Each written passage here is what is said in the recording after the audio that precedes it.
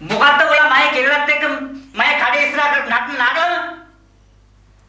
අපි සිනමාවේ නියැලුණු පුඟුලෝ වෙමු. මොකෝ? පුඟුලෝ කිව්වේ සිංහලෙන් හොඳ පුද්ගලයෝ කියන එක. මොකු උනත් මට කමක් නෑ. මගේ කඩේ ඉස්සරහ නාටක නටන්න ලෑස්ති වෙන්න එපා. නාටක නටන්න ලෑස්තුනේ නෑ. චිත්‍රපටික අවස්ථාවක් දෙන්න බැලුවේ.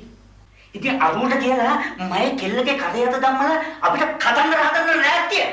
නෑ කිසිම කතන්දරයක් නෑ, බය වෙන්න එපා. ඉතින් තමුසලාට මේ චිත්‍රපටිත් එක්ක තියෙන සම්බන්ධය මොකක්ද?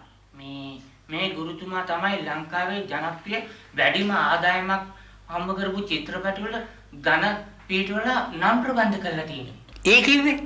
ඒ කියන්නේ නැකත් බදලා දොස් නැගෙන්නේ නැති ආකාරයට සම්පත් ලබන්න පුළුවන් විදිහට සුබ අක්ෂර දාලා දින එක.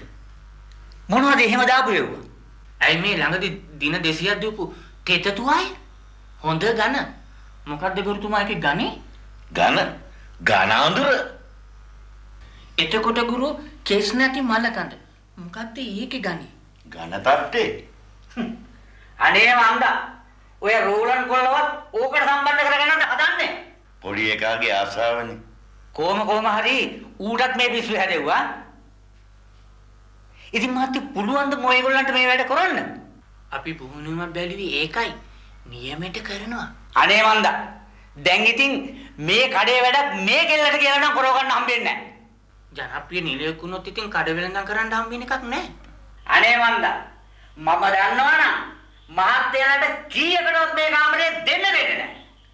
අපෙන් කිසිම කෙනෙකුට කරදරයක් නැහැ. අපි හුස්ම ගන්නෙත් කිසිම කෙනෙකුටවත් හිරිහැරයක් නොවන ආකාරයට. බලමුකෝ එන පාට් එකක් දීලා බලනවාකෝ. බලන්න දෙයක් නැහැ. දීලා තියෙන්නේ.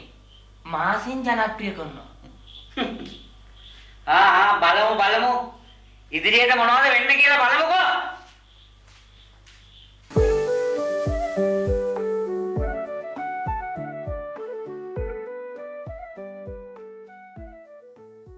ඔබ සොයන තැන මෙතන ට්‍රී නේචර් රිසෝට්